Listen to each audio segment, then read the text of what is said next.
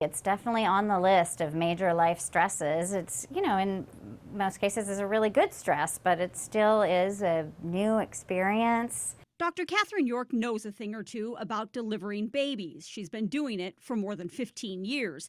But over the years, her job has changed. She not only focuses on her patients' physical health, she makes sure that they're mentally healthy as well, something that Women's Care has been screening all of their patients for at least 10 years.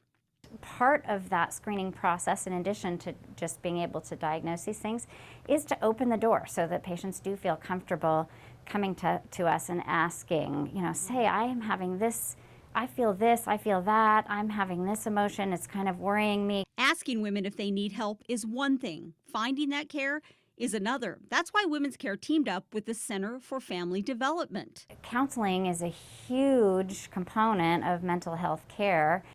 They have streamlined the process to get patients connected with help as soon as possible. Trying to call a whole bunch of different places was getting really overwhelming for patients. Megan Post is the director of programs. She says they often see an overlap between mental and physical health issues, and the COVID crisis has magnified the issue not just for pregnant women, but for a lot of us. Particularly in the pregnant population, a lot more isolation when, people are pregnant and having new babies. They're already really isolated. They already feel really overwhelmed. They're tired.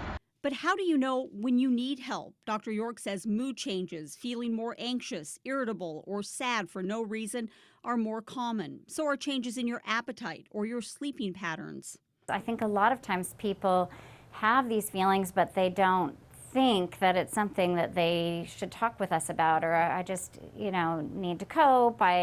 Everybody has these problems. Once people give birth, we really are usually looking at 2 to 3 weeks where we hope that those baby blues, as they call them, kind of resolve. Also, try to find ways to connect with others through FaceTime or Zoom. Because as Dr. York will tell you, sending new moms and their babies out into the world physically and mentally healthy will always be the most important part of her job.